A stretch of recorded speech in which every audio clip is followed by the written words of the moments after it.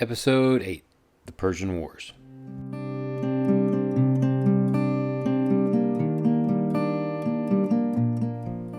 Hi, my name is Clayton Mills. Welcome to a short walk through our long history, a podcast where we look at the events of history and try to see how those events shaped our modern world. Welcome to Episode 8, The Persian Wars. We're talking today about the ancient wars between Greece and Persia. I've mentioned that Greece has had an important impact on the Western world, but did you know that ancient Greece was almost wiped out completely? A couple of times. Greece was a smallish country, but they tangled with the biggest empire of their time, the Persians. The battles between these two countries will become legendary and will give us a couple of the best battle quotes of all time. Also, Phidippides and his famous last words. Lots of good quotes in this episode. We've mentioned the days of the Mycenaeans and the Greek Dark Ages and how the beginning of the end of the Greek Dark Ages was about when Homer wrote the Iliad and the Odyssey, which was sometime around 800 BC. Now, we're getting past that. We're getting to the real beginning of recorded history. And from this point on, we can almost always date what one culture says is going on against the other records of other cultures. In other words, we're finally at the point where we're going to have a unified timeline and we can fit events to very specific dates on the timeline. Before this, we always had to say something like, sometime around 800 BC. But after this, we're getting to the point where we can say, on September 27th, 480 BC, this happened. That's the date, by the way, of the Battle of Salamis, which was the ancient Greek version of the Battle of Midway. Well, with less dive bombers. Okay, so around 550 BC, yes, I'm still using around in a few places. Around 550 BC, the Persians, who were a tribe from what is now Iran, began to expand. They conquered the Medes, who had been the biggest kingdom in the region, and then they continued to expand. The king of the Persians was Darius, and he built up the largest empire the world had seen to that point. It was the biggest one, right? He built the largest empire. The Persian Empire stretched from the Persian Gulf in the south to what is now Kazakhstan in the east, up to the middle of the Black Sea in the north, and in the west, they began to expand into the Greek-held lands in what is now Turkey. This area of Turkey at the time was called Ionia, and at first the Ionian Greek cities did not resist the Persians. Well, they didn't really have the strength to do so. But in 499 BC, the Ionians tried to rebel. They were supported by two cities from mainland Greece, Eretria and Athens. Together, they all destroyed a Persian city called Sardis, and then the Eretrians and the Athenians went back home to mainland Greece. Well, of course, the Persians quickly came back and reconquered Ionia, and the Persians did not forget that the Athenians and Eretrians had helped in the revolt, so the Persians are thinking about the Greek cities of Eretria and Athens, and they weren't happy about them. This ends up setting up 50 years of fighting, known to the Greeks as the Persian Wars. Okay, now we're getting to one of the most famous battles of all time, the Battle of Marathon. This battle is carefully recorded by the Greek historian Herodotus, who wrote about it only 50 years after it happened. So we know it's relatively accurate. In 490 BC, Darius came back to Greece with a massive army and a massive navy. He landed first at Eretria and destroyed the city. Darius and the army then got back in their boats and they sailed to Marathon, which is a small town on the coast just northeast of Athens. The Athenians sent their best messenger, a runner, a guy named Phidippides, to run to Sparta and ask for help. Now, it's about 150 miles from Athens to Sparta, lots of hills. Herodotus mentions our friend Phidippides, and supposedly Phidippides ran that 150 miles in just 2 days. Now, for scale, just for those of you who live in Texas, that's about the distance from Houston to Austin. The annual MS 150 is a bicycle race from Houston to Austin, and that takes 2 days. Supposedly, Phidippides ran the whole thing, and then he gets there and he asks the Spartans for help. Normally, the Spartans would have been all over this request since they were maybe the most war-loving city in all of history. But they were in the middle of an important city festival, and the elders said they can't come fight until the festival is over. No, we can't defend Greece right now. We have this party. See? It's kind of a big deal. We'll come when the party's over, okay? So they send Phidippides back to Athens with the bad news. And then the Athenians send him on to the front lines with the army at Marathon. The Greek army had about 10,000 soldiers. King Darius and the Persians had at least 30,000. Some estimates are even higher. When they began the battle, the Greeks intentionally let the center of their line collapse, and then the phalanxes on either Greek wing, the left and the right, turned in, and they crushed the Persians. We'll talk a little bit more about phalanxes and what they are in a separate episode, but the Persians, sensing that they were being beaten, they fell apart and they ran, and the Greeks chased them and cut them down, chasing them all the way back to their ships. The Persians lost as many as half of their men, which was a stunning defeat. Stunning to King Darius and stunning to the whole world that this small army of Greeks had defeated the mighty Persians. The ones who survived, the Persians who survived, sailed back across the Aegean Sea to regroup. Back on the field at Marathon, the Greeks send our running friend Phidippides to run back to Athens and tell them what happened. The distance from Marathon to Athens is just about 25 miles, which is where we get the distance for our modern marathons.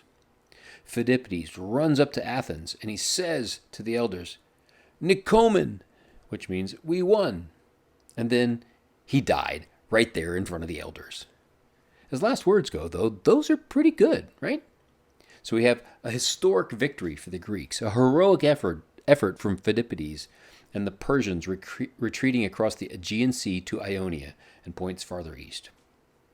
Not long after that, King Darius of Persia dies, but the memory of what happened in Greece does not die. Darius' son, Xerxes, which, by the way, I think is one of the cooler names in all of history, Xerxes. Xerxes succeeds Darius, and Xerxes wants to outdo his father and wants to expand the Persian Empire even farther. So he decides he's going to build and bring an even bigger army to Greece and show them what's what. So in 480 BC, 10 years after Marathon, he sets out with an army of between 150,000 and 1,000,000 men. Accounts vary on the size of this army, but Herodotus, who's pretty reliable, says 1,000,000. And it's probable, most likely anyway, this is the biggest army ever assembled up to this point in history, right? Xerxes also has a huge navy to try to fight the Greek navy and to keep them from sailing up the coast and flanking around his army and stuff like that. But instead of sailing his army to Greece, he marches them. It's a long march and a huge army, so it takes a while. There's a stretch of water that they have to cross, however, that's in what is now Istanbul. It's called the Hellespont. Xerxes has his engineers build a bridge there, and they use 600 ships. That's an enormous number of ships, by the way. And they use planks, and they even put dirt across the planks, so the army's marching across sort of on a road of floating ships across this stretch of, it's kind of a stretch of the Black Sea. It's a inlet between the Black Sea and the Mediterranean Sea. It apparently took the army 7 days to cross this bridge because the army was so large. Once they were across, they had to march over to the main part of the Greek peninsula. And they had to march through some mountains to get to the main cities of Greece. But there, waiting for them in the mountain pass near the town of Thermopylae, was a group of about 7,000 Greeks, including 300 Spartans led by their king, Leonidas. You know where this is going, don't you, right? The Battle of Thermopylae is one of the most famous battles in all of history, maybe even more famous than Marathon. Leonidas and the Greeks had the advantage of good position, but Xerxes had almost unlimited men. So, sometime in late July or early August of 480 BC, see, we're getting more specific. I told you we would, right? Late July, early August of 480 BC, Xerxes begins to attack the Greeks. The Greeks are locked up in a narrow pass in the mountains, and they're defending their ground in this narrow pass in the mountains. So that Leonidas and the Greeks hold the pass for 7 days, including 3 full days of fighting, not yielding an inch to the Persian army. This is an amazing feat of holding their ground against this much, much larger army. But it's partly because of the ground they held and just because of the amazing discipline of the Greek soldiers. So they fight and they hold off the Persians for 3 days. Now we're getting to the point where we hear some of these great quotes from the battle. The Persians at one point sent an envoy to the Greeks to tell them they needed to surrender, and the Greeks refused. The envoy said to them, "We will darken the sky with our arrows," which they easily could considering that many men. "We'll darken the sky with our arrows." But a Greek soldier named Dionysius reportedly said, "Good, then we will fight in the shade." This is one of the best battle quotes of all time. But the best is yet to come. The Persian envoy gets more and more agitated and rather forcefully tells King Leonidas to surrender all of his weapons. And Leonidas said, "Come and get them." In all the history of battle quotes, that is the best battle quote of all time. Come and get them. So the Persians eventually attacked, and the Greeks held them off for 3 days until a local resident told Xerxes about a small mountain pass off to the side, and he led some of the Persians back behind the Greek lines to attack them from the rear. Leonidas, realizing what was happening, let most of the Greek soldiers go to head back to Athens. So the 300 Spartans and maybe 700 other Greeks stayed to hold the pass. Almost all of the Greeks who stayed to hold off the main Persian army ended up fighting to the death. So, the Battle of Thermopylae was technically a Greek defeat, but it wasn't really a Persian victory. The Greek and Spartan warriors had bought the rest of Greece more than a week to prepare and to get ready to defend themselves, and they had badly dented the morale of the Persians. The Persians did eventually break through the mountain pass at Thermopylae, and they marched on to Athens. But when they got there, they found the city completely deserted. Now we get to the real victory. And the battle that doesn't get as much attention as Marathon or Thermopylae, even though it's the one that really matters, Salamis. Salamis is an island off the coast of Greece, and it was the site of one of the largest naval battles in all of history, probably the largest up to that point. There's only a few since then that have been larger. Again, the Greeks were outnumbered, but again, the Greeks were better sailors than the Persians, and they had the advantage of location, just like they did at Thermopylae. According to Herodotus, again, there were about 370 Greek ships against about 1,200 Persian ships. It's a lot of ships. That's more than 3-to-1 advantage for the Persians, though. But the Greeks lured the Persians into a narrow strait in the water between two islands where the huge number of Persian ships actually worked against them because they were too crowded and they couldn't maneuver. The Greeks thoroughly routed the Persian navy, destroying most of their ships, killing many of their sailors. And they captured and killed the admiral of the Persian navy, who was one of Xerxes' brothers. Xerxes himself supposedly watched the battle from a mountainside near the shore, and he realized that the Persian fleet had been destroyed. Xerxes took most of his army, and he marched back to Asia. He left behind a sizable force, maybe 300,000 men still, under one of his generals, Mardonius. But eventually, in 479 BC, the Greeks defeated Mardonius and the Persians at the Battle of Plataea, ending the war between the Greeks and the Persians. The Persians never came back after that and attacked the Greeks again. Eventually, though, the Greeks will go strong enough to go attack the Persians, but that won't happen until Alexander the Great comes on the scene. Alexander the Great was still a bit bitter about these attacks, and he wanted a bit of revenge. But the defeat of the Persians in 479 BC begins what is known as the Golden Age of Greece, which is one of the most intellectually productive times in Western history. We'll look at this time in more detail in upcoming episodes. So, how do these battles between the Greeks and the Persians influence our Western world, our modern worldview? Well, as I've said, Greece is one of the most influential cultures in the history of the world. And it wouldn't have been that if it had been defeated by the Persians. Maybe we would be talking about how influential Persia was on Western history. But hey, Thermopylae, Salamis, Greece won. The most influential thinkers in Greece show up soon after these battles, because the Greeks had bought themselves some time and some peace and some breathing room. They had a time of prosperity where they were not spending their time fighting external enemies. And in that time, they developed some of the greatest thinkers the world has ever seen. We'll look at these guys soon, too. Another way these battles influence the modern world is that the Western world, and especially Western military units, have essentially inherited some of the values of the ancient Greeks who strove to defend their homelands. Values such as courage in the face of overwhelming odds, doing your duty no matter the cost, self-sacrifice, teamwork, leaders who are part of the battle, the importance of choosing your battleground, and the right to defend yourself against tyrants. All of these are important values in the Western world. In the end, this is what the Greek defense against Persia was all about. The Greeks were defending their right to rule themselves rather than be ruled by Persia. And they were willing to take up arms and fight to the death rather than let someone else rule them against their will.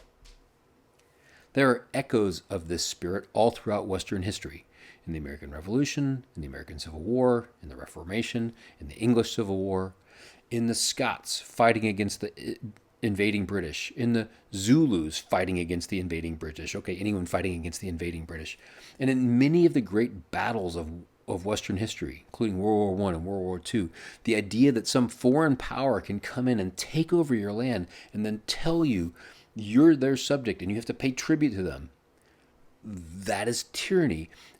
And though some people throughout history have said, okay, we'll submit, that's better than fighting, don't hurt us, other people have said, no, I'm not going to lie down and I'm not going to let that happen. I'm going to take up arms and fight back. That's the spirit of Patrick Henry's famous quote, give me liberty or give me death. One last thought on how that matters in our modern world. It might just be that our current world today is moving in the direction of tyranny again. The history of the world is an ongoing struggle between tyrants who want to control everything and people defending their own rights to self-determination and liberty. When a government begins to curtail the rights of its people to determine their own destiny, whether it's your own government or the government of a country that wants to take yours over, the time comes when people must choose to either submit or to fight back. History does not remember those who submitted. History remembers those who have said, come and take them. My friend John listened to a draft of this episode and he said, this would be a really good place to talk about the Second Amendment. And I said to myself, oh my gosh, how did I forget that? He's exactly right. The Spartans were a city where every citizen was a soldier so that no one could come and become a tyrant over them. In order to do that, to protect that right, they all armed themselves, all the citizens. There were plenty of cities that the Persians just simply took over because they weren't able to defend themselves. But the Spartans prevented that because they were well armed. Part of what happened in the American Revolution, and which led to the Second Amendment in the Bill of Rights, is that the British passed laws that colonists had to turn in their rifles. The colonists could see that this was a step towards tyranny, towards them not being able to defend themselves. The first actual battles of the American Revolution, Lexington and Concord, happened because the British were trying to capture a couple of colonist armories and take the weapons by force. Part of a long series of abuses, as the colonists saw it, and the colonists felt it was worth risking their lives, as the Greeks did, against a much superior military force in order to protect their rights, their liberty, and their own weapons. They resisted the slide toward tyranny that they were seeing. Both the Greeks and the American colonists were only able to do this because they had their own weapons. After their experience with their own government, at the time, it was the British government that was their own government. Remember, they all saw themselves as British citizens until July of 1776. After their experience with their own government was that the government was trying to disarm them and that their government was trying to force them to submit, right? After that, they started to resist. And so starting with Lexington and Concord, they said, no, we'll fight instead to keep our right to self-determination and to keep our own guns to safeguard that right. So later, when they created a Bill of Rights to limit the power of the central government, they added the Second Amendment to protect them from future tyranny. That tyranny might very well be our own government. That's what they were protecting us from. That's who the Founding Fathers were trying to restrict, our own government, with the Bill of Rights. It's not there to protect you from foreign powers and the abuse of foreign powers. The Bill of Rights is there to protect American citizens from the American government. Part of the defense of personal liberty is the idea of personal responsibility. The idea that I am responsible for defending my liberties, not the government. And the only way to ensure that personal responsibility and the ability to defend that, the only way to ensure that is to be able to defend yourself and not entrust that entirely to the federal government. Right? That's the idea of the Constitution. Because as we've seen in this podcast, governments have historically trended towards tyranny, with only brief moments in history where people have banded together and created governmental forms that are limited, that have checks and balances built into their structure to at least somewhat slow the slide towards tyranny. Government and those in power behind the government, that is the rich, if they are unchecked, they will move towards tyranny at the expense of individual liberty. Until the people stand up, like the Greeks did, like the Founding Fathers did, and as some others have done throughout history, and say, no, you can't take our right to defend ourselves. You can't take our right to self-determination. That's the core idea behind the Declaration of Independence. History does not remember those who submitted. History remembers those who have said, but when a long train of abuses and usurpations, pursuing invariably the same object, evinces a design to reduce them under absolute despotism, it is their right, it is their duty to throw off such a government and to provide new guards for their future security. We'll look more closely at that episode in a much later episode, if we get there before this cycle erupts again. In our next episode, we'll look at the development of Athenian democracy, something that clearly had a big effect on the Western world. But before that episode, we're going to take another quick side episode to look at something I find fascinating: Greek military and naval advancements, and how it was that they won these amazing battles against much larger forces.